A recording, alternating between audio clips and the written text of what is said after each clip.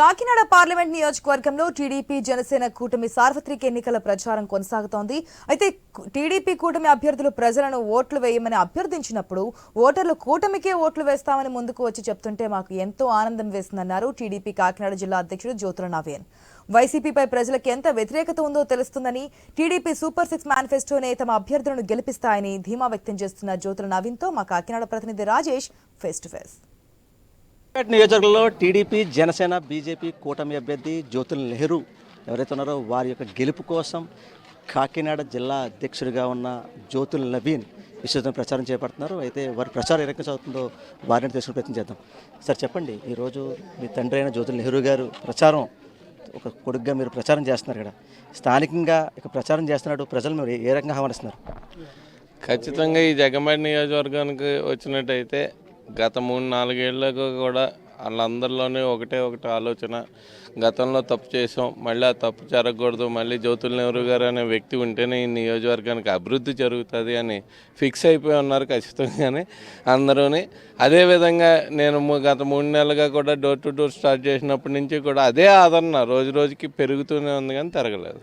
అంటే ప్రధానంగా చూసుకుంటే ఇప్పుడు కాకినాడ ఇప్పుడు ఏవైతే జగ్గంపేట నియోజకవర్గంలో ఎమ్మెల్యే అభ్యర్థిగా జ్యోతుల నెహ్రూ, ఎంపీ అభ్యర్థిగా తంగెళ్ళ ఉదయ్ శ్రీనివాస్, అంటే వీరిద్దరూ కూడా ప్రచారం చేపడుతున్నారు.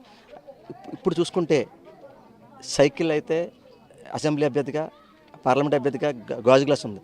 అయితే ఈరోజు చూసుకుంటే ఎవరైతే ఇండిపెండెంట్ అభ్యర్థిగా ఉన్న పాటించే సూర్యచంద్రకు కూడా గాజు గ్లాస్ గుర్తు వారు పెట్టుకున్నారు. అయితే వారికి వచ్చే పరిస్థితి కూడా ఉంది. దీనివల్ల టీడీపీకి ఏమైనా ప్రభావం ఉంటుందా? ఖచ్చితంగా ప్రభావం అయితే ఏముండదు, అది చూపించదని నా ఉద్దేశం. ఎందుకంటే ఎలక్షన్ కమిషన్ కూడా కొంచెం ఆలోచించాలి, గుర్తుని పోలిన గుర్తులు ఉండకూడదు జనరల్గానే. అయినా సరే మా ప్రజలందరికీ అలవాటే, ఎందుకంటే పంచాయతీ ఎలక్షన్లో ఒక వార్డు ఒకరికి ఆ గుర్తులు వార్డుని బట్టి వస్తాయి.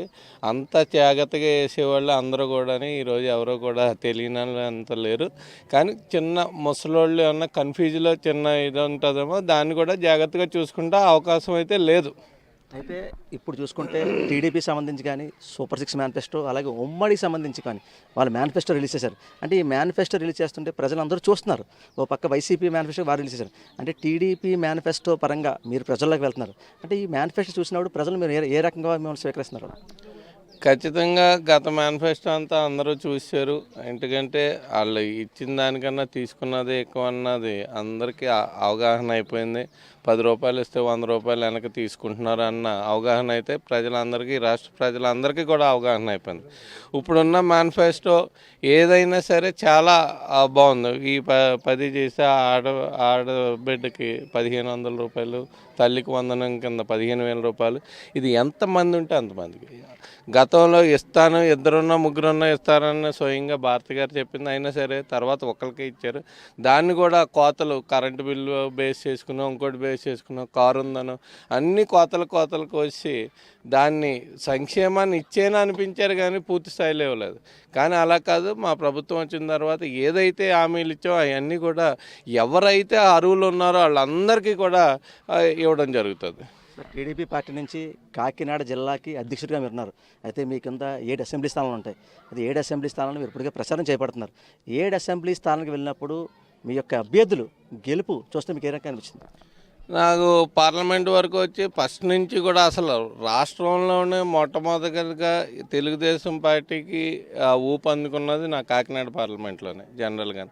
ఆ ఊపు అలాగా మొత్తం అంతా కూడా స్టేట్ అంతా పాకడం జరిగింది, రాష్ట్ర వ్యాప్తంగా ఉంది. అందులోని మొన్న పవన్ కళ్యాణ్ గారు పిఠాపురాన్ని నామినేషన్ వేసిన దగ్గర నుంచి మళ్ళీ కొత్త ఊపు తోడే ఇక్కడ 7 కూడా అత్యధిక మెజార్టీలతో 7 అసెంబ్లీ నియోజకవర్గాలు కూడా రావడం జరుగుతుంది. అయితే ఓవర్లు చూసుకుంటే ఏదైతే వైసీపీ చెప్తున్న అభివృద్ధి సంక్షేమం అన్నది ప్రజలు ఎక్కడ నమ్మే పరిస్థితి లేదు.